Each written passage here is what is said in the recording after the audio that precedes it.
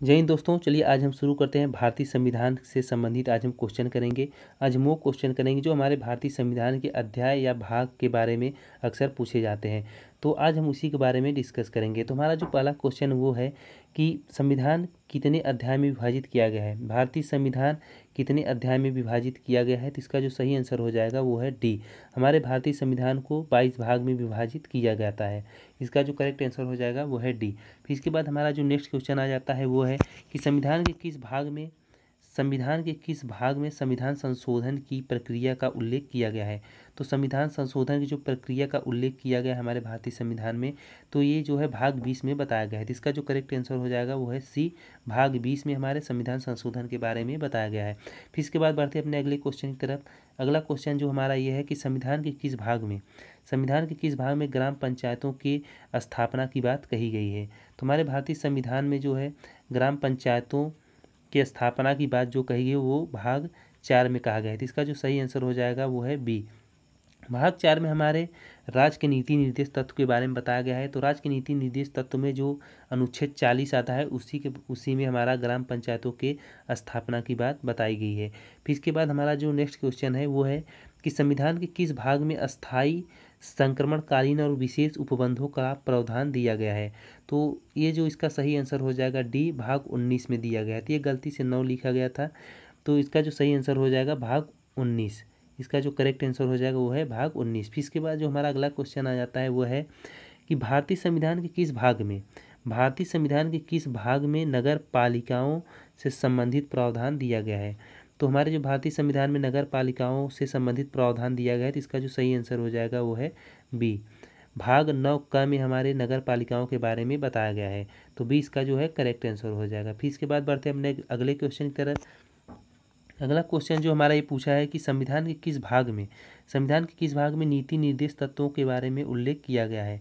तो संविधान के किस भाग में नीति निर्देश तत्वों के बारे में उल्लेख किया गया, तो इसका जो करेक्ट आंसर हो जाएगा वो है बी। भाग 4 में हमारे भारतीय संविधान के भाग 4 में राज्य के नीति निर्देश तत्वों के बारे में बताया गया है। फिर इसके बाद बढ़ते हैं अपने अगले क्वेश्चन की तरफ। हमारा जो अगला क्वेश्चन आ जाता है कि संविधान के भाग 1 में निम्न में से किसका वर्णन है। तो भारतीय संविधान के भाग 1 में निम्न में से किसका वर्णन है। तो भाग 1 में जो हमारा पूछा जाता है, तो ये जो है हमारा ये इसका जो है करेक्ट आंसर हो जाएगा। ये जो है इसका करेक्ट आंसर हो जाएगा संघ और उसका राज्य क्षेत्र के बारे में संविधान के भाग 1 में बताया गया है।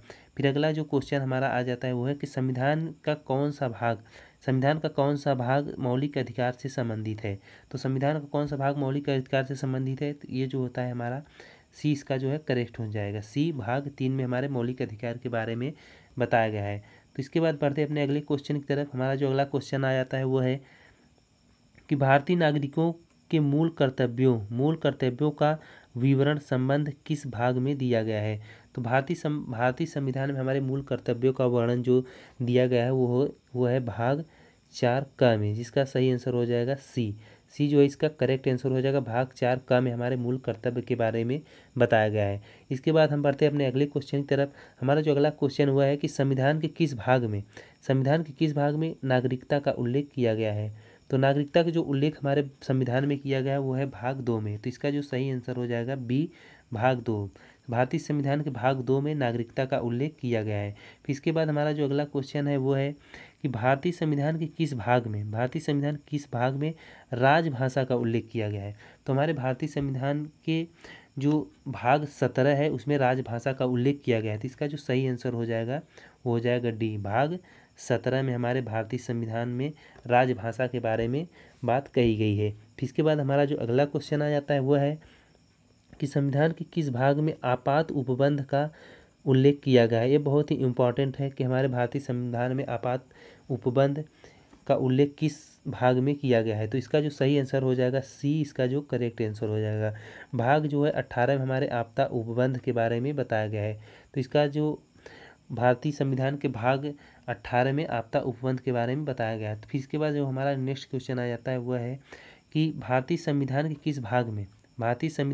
किस भाग में निर्वाचन का उल्लेख किया गया है। तो हमारे भारतीय संविधान में जो भाग हमारा 15 आता है उसमें निर्वाचन के बारे में बात कही गई है। तो इसका जो सही आंसर हो जाएगा सी इज द इसका करेक्ट आंसर हो जाएगा। फिर इसका जो हमारा भाग 15 में भारतीय संविधान के भाग 15 में निर्वाचन के बारे में बात कही गई है। फिर इसके बाद जो हमारा अगला क्वेश्चन है वो है कि भारतीय संविधान के किस भाग में, भारतीय संविधान के किस भाग में अनुसूचित जनजाति क्षेत्र का उल्लेख किया गया है। तो हमारे जो भारतीय संविधान में अनुसूचित जनजाति क्षेत्रों का उल्लेख किया जाता है वो है, इसका जो करेक्ट आंसर हो जाएगा वो है ए। भाग 10 में हमारे अनुसूचित जनजाति का उल्लेख किया जाता है, तो इसका जो सही आंसर क्या हो जाएगा, ए इसका सही आंसर हो जाएगा। फिर इसके बाद बढ़ते हैं अपने अगले क्वेश्चन की तरफ। हमारा जो अगला क्वेश्चन है वह है कि भारतीय संविधान के भाग 14 में क्या बताया गया है।